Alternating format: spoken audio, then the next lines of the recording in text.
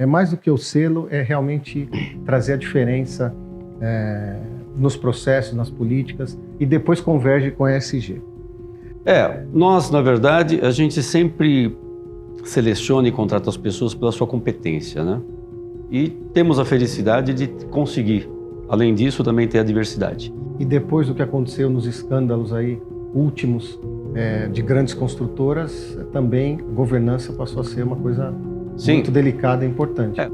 E a certificação, ela sempre nós encaramos como uma forma de a gente se manter na linha, não a gente mostrar. A gente nunca usou um selo para mostrar ou alguma coisa assim.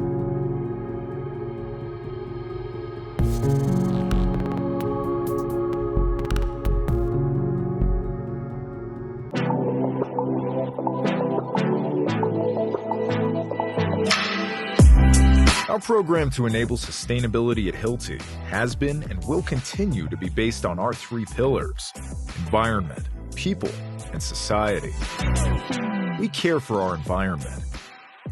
Since 2020, we have doubled our solar installations each year and will continue to do so until 2024.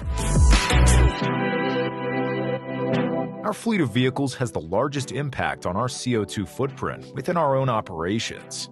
By the end of 2022, we will have ordered more than 4,000 low-emissions vehicles worldwide. We are now in a good position to achieve our ambition of CO2 neutrality within our own operations by 2023. We care for people. That's why we have increased our safety mindset within Hilti, and by that, reduced the accident rate within our own operations by 37%.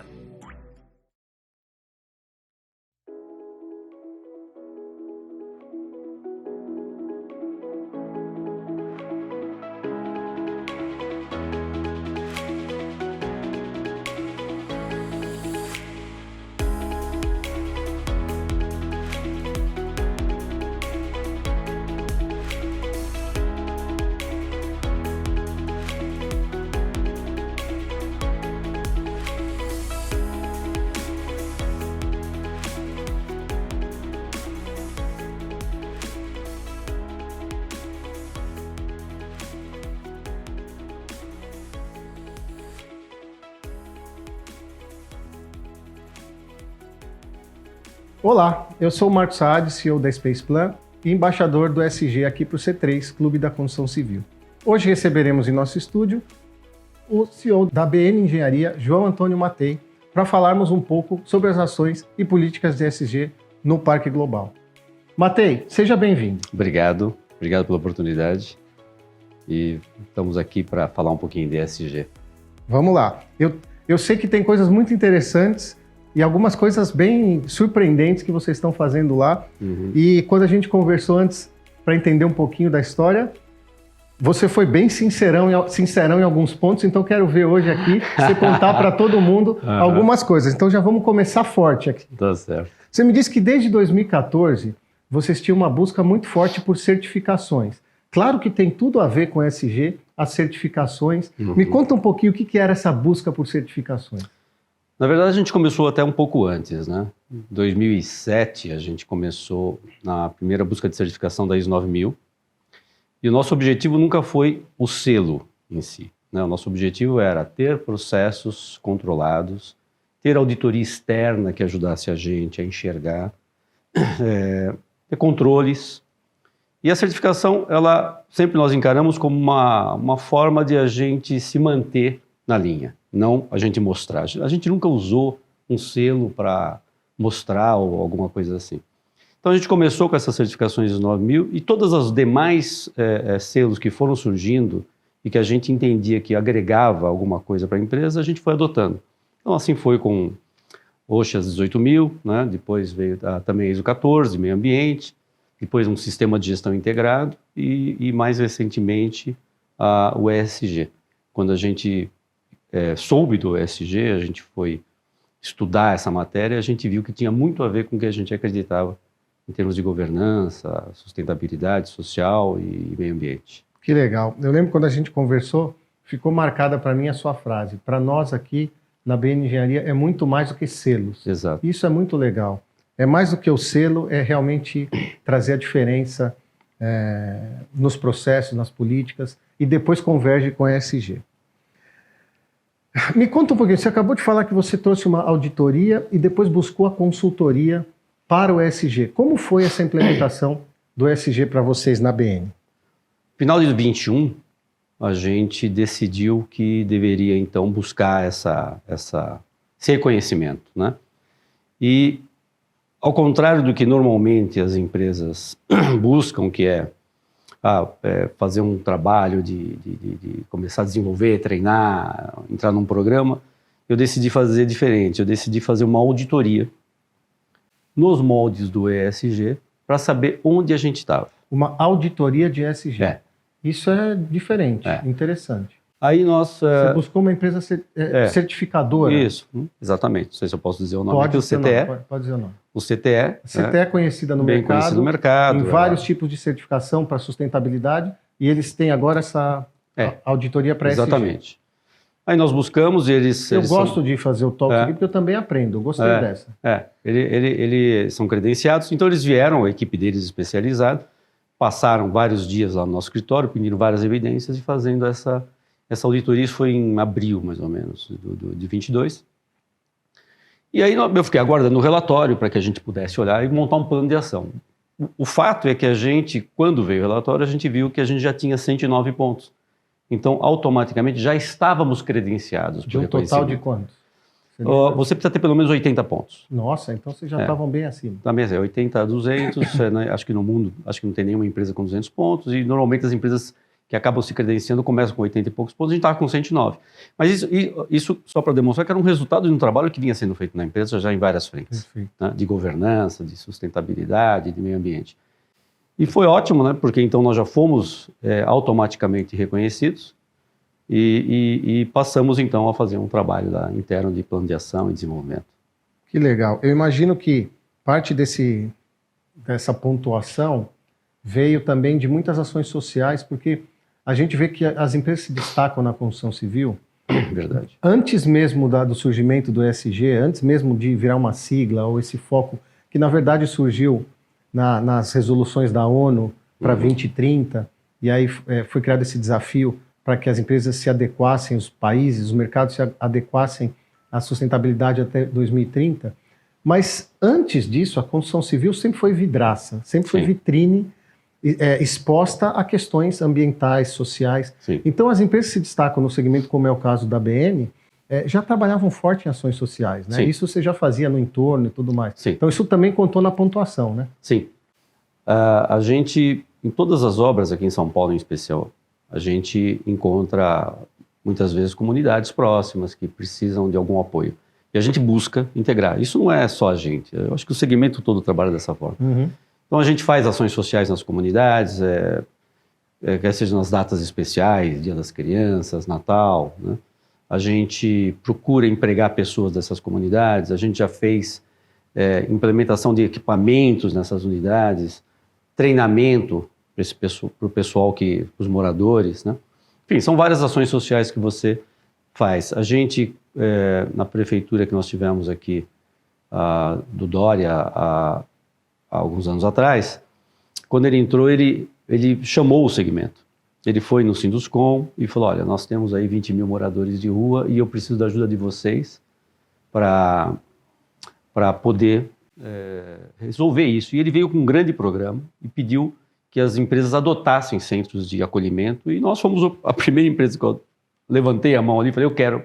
Aí a gente adotou um centro de acolhimento lá em Santo Amaro e fizemos um trabalho fantástico lá, né? E foi um trabalho bem interessante porque você não podia nem colocar sua placa lá como propaganda, né? Não podia, porque, ou seja, ou você vem para fazer a coisa porque você acredita... Sincera, né? Ou você não vem. E nós chamamos nossos fornecedores, foi um trabalho bem bacana, tá até lá hoje, a gente foi visitar recentemente para ver como é que estava, um centro que você acolhe os moradores de rua, né?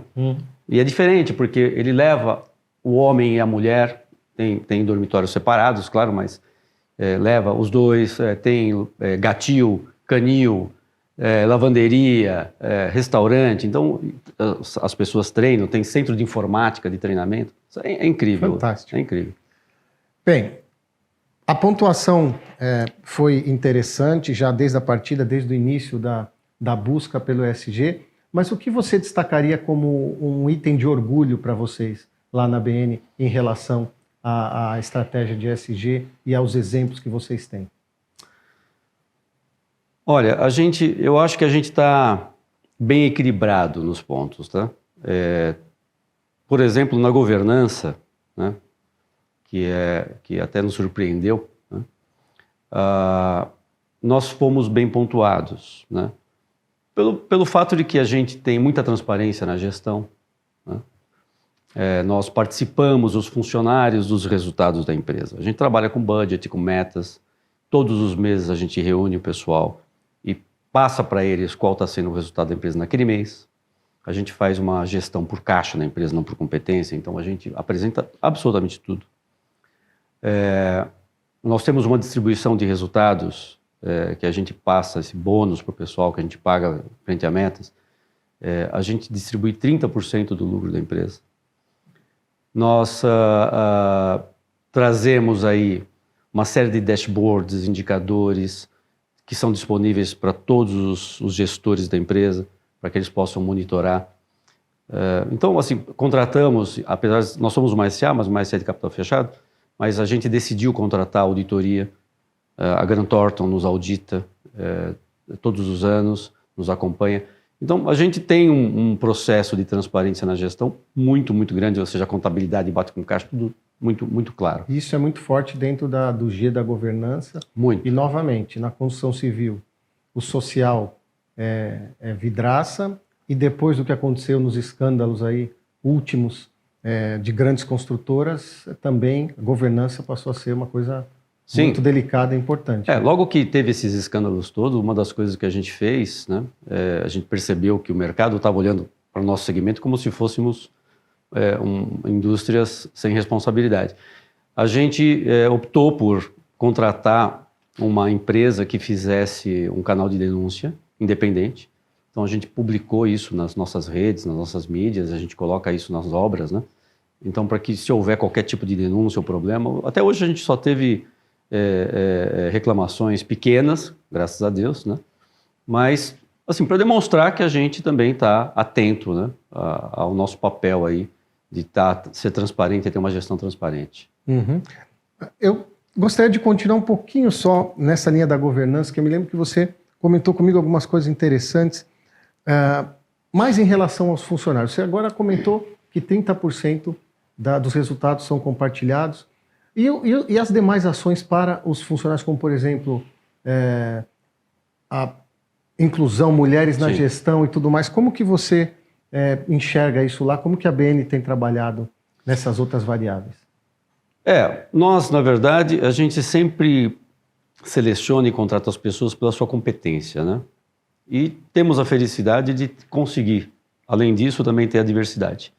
Então, por exemplo, na diretoria, nós somos lá em 4 diretores, são 2 mulheres. 45% das pessoas em cargos de gestão são mulheres na empresa. Mas isso foi um acidente de percurso, não foi uma coisa que a gente fez uma política afirmativa de sair contratando e colocando postos por conta de sexo, nada disso. São realmente as pessoas mais competentes que a gente encontrou para tocar e estão lá conosco há anos, né? O pessoal tem lá 10 anos de casa, 11 anos de casa. Agora, a gente sente também que há uma desvantagem das minorias na formação. E por conta disso, a gente tem discutido agora umas políticas um pouco mais afirmativas de inclusão, que a gente deve buscar. Nós temos no nosso quadro até pessoas com certas limitações, que também foram contratadas pela sua competência e conhecimento. A inclusão é um negócio muito amplo. Muito né? amplo. A gente tem gênero, raça, tem limitações, tem uma infinidade de variáveis que abordam a inclusão. Quanto mais a gente explora, entende, né? Porque a gente precisa entender realmente como funciona, mais a gente percebe que a gente pode melhorar nisso, né? E acho que é isso que você está vivendo lá agora. Você me contou que criou até comitês, né? Como é que é isso, Matei? A gente tem comitês, por exemplo, nós temos um comitê esse nosso comitê de governança, nós temos um comitê SG, inclusive, né? O comitê SG, que eu não participo, que é formado por alguns diretores, alguns gestores, onde a gente discute essas ações, né? A gente discute possibilidades. Uma das coisas que eu te comentei, inclusive, é a respeito do relatório, né, que a gente recebeu do ESG, que foi a melhor, o que a gente tirou de melhor na auditoria ESG foi o relatório mostrando onde a gente poderia melhorar, né? E aí foi o que mais te interessou. O que eu não tenho. Não que eu tenho, que eu não tenho. Aí a gente pegou aquilo como um material rico, né? E começamos a montar. Eu pedi para o comitê fazer isso. Monta um plano de ação para que a gente possa ir melhorando nesses pontos, porque fazem muito sentido todos os pontos, né? E a gente percebe assim, muita coisa que são coisas pequenas, implantações que você implanta imediatamente. Tem coisas que exigem um pouco mais de dedicação e trabalho, esforço e inteligência para fazer. Uhum. Mas é um trabalho. E esse comitê, né? Nós temos vários comitês, né? Comitês que participam da discussão de formativa para chegar em soluções que a empresa precisa. E essa é uma delas, por exemplo, a coisa da inclusão. Que legal. Então vocês estão trabalhando nisso, entenderam que era uma coisa que precisava dos pontos todos de sucesso, tinha alguns pontos que poderiam ser desenvolvidos melhor, esse é um deles, os comitês estão trabalhando, então na lista dos 109 pontos? 109 pontos, não, o total? 200. 200 pontos. Dos 109 até os 200, o que me faltou aqui? Então aí você foi atrás desses pontos. Para a gente não passar em branco com o E do meio ambiente, certo. Um fato curioso aqui, 99,3% dos resíduos são reaproveitados. Por que não 100%, Matei? Pois a gente está trabalhando pesado nisso, mas nós temos esgoto de obra, né? Tem coisas que não são realmente. A gente tem um trabalho de recuperação. Mas 99,3% é impressionante. Né? 99,3% a gente controla isso, né? Quer dizer que dentro do 0,7 tem esgoto, porque esgoto não tem como reaproveitar. Tem dejetos que vão para aterros, né? Quando a gente fala de 99,3%, não vai para aterro.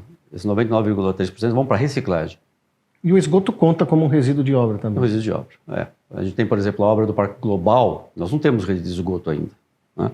Então nós tivemos que fazer uma estação de tratamento. E agora, a gente até tem umas empresas do Sistema B, é interessante, o Sistema B é o Sistema de Certificação ESG. Eles promovem encontros, e eu fui num desses encontros, e tem uma empresa que é dedicada a fazer esse mapeamento de toda a cadeia de produção, desde o fornecedor até a entrega final, para entender todos os resíduos e como reaproveitar, com o objetivo de reaproveitamento de 100%. E eles têm um trabalho, inclusive, em termos de esgoto, né? Então eu tive uma reunião com eles, eu pedi para que eles viessem, temos um comitê interno já trabalhando nisso com eles, para que a gente possa ver de que maneira que a gente possa prosseguir com isso. O objetivo de não ter pegada, né? Ou seja, vamos realmente tentar trabalhar com a nossa indústria de uma forma que a gente consiga ter 100% de reciclagem em tudo que a gente faz. Perfeito.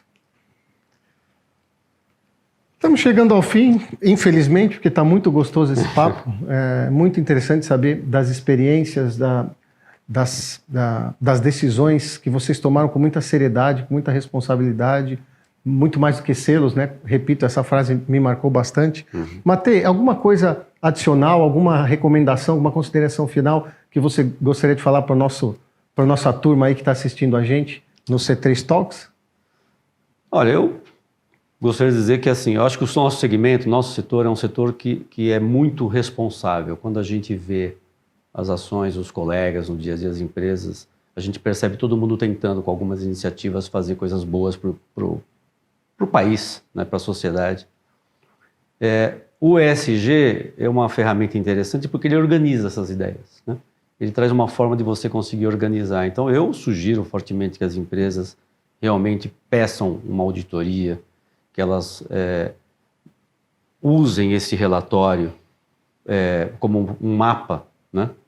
Uma rota de melhoria dos negócios, porque eu vejo assim a forma como os nossos funcionários aderiram e aderem a esses programas, porque é algo que acaba motivando todo mundo a fazer o melhor. Então eu sugiro que faça isso. Para nós está dando certo, nós temos um longo caminho ainda pela frente, né? muitas coisas para serem feitas, mas a gente está feliz com o resultado que a gente está colhendo. Ótima dica. O Matei compartilhou com a gente a decisão que eles tomaram de buscar uma auditoria para certificar, para entender como eles estavam com o ESG. Se surpreendeu positivamente com a pontuação, 109 pontos de 200. Curiosamente, se interessou por aqueles 91 pontos que estavam faltando e aí implementou ações, montou comitês. Isso é um exemplo, uma melhor prática, realmente é muito orgulho ver isso, a Bueno Neto, o Grupo Bueno Neto, a BN Engenharia, trabalhando dessa forma. Meus parabéns. Obrigado. Chegamos ao fim do nosso C3 Talks de hoje, espero que tenham gostado e até o próximo C3 Talks, falando de ESG, aqui no C3, Clube da Construção Civil. Tchau, pessoal!